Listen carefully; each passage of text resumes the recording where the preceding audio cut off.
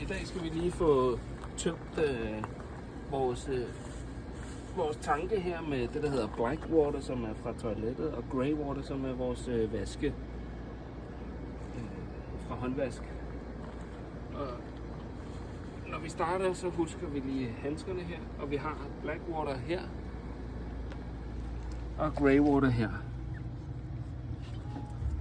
Så til at starte med, så skal vi lige have åbnet for spjældet her, og jeg lægger altid lige lidt køkkenrulle, fordi der kommer sådan lige lidt ekstra fra sidste gang vi tømte.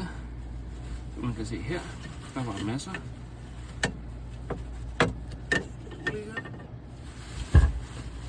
For hvis det ligger i sådan en suppedags derinde og får lov til at lugte, så er det ikke så rart. Så har vi sådan en her. Og den her ende, den skal vi have op i her. Og der er sådan en lille klap her. Og det skal der høre med, fordi hvis den ikke bliver lukket, så lugter det. Så den første, der tager vi lige igennem her.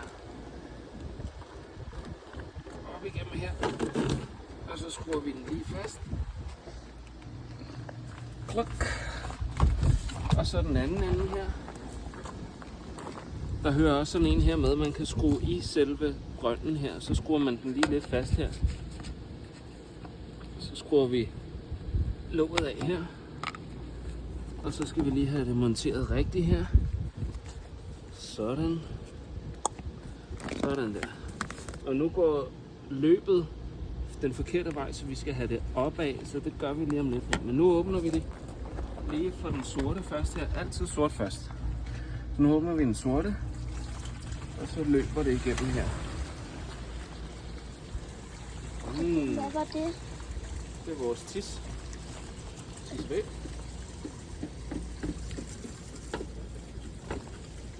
Godt. Godt. Og den så ligesom er ved at være tømt her. Jeg kan altid lige skubbe det lidt på vej. Der er nogen, de har sådan en hel system, hvor man kan bygge det op og sådan noget. Og så det løber ned. Ja. Nå, så lukker vi den sorte. Og så åbner vi den grå. Og der kommer meget nu.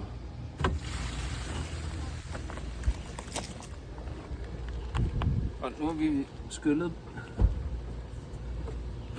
Nu har vi tømt begge tanke, så skal vi efterskylle den sorte tank her. Og der skal man lige skrue sin vandslange i her. Og vi skal helt over til vandet der.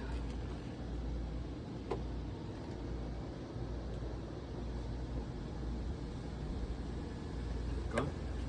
Og vi skal huske at åbne for den her. Og så skyller vi igennem. Vi går over tvinder.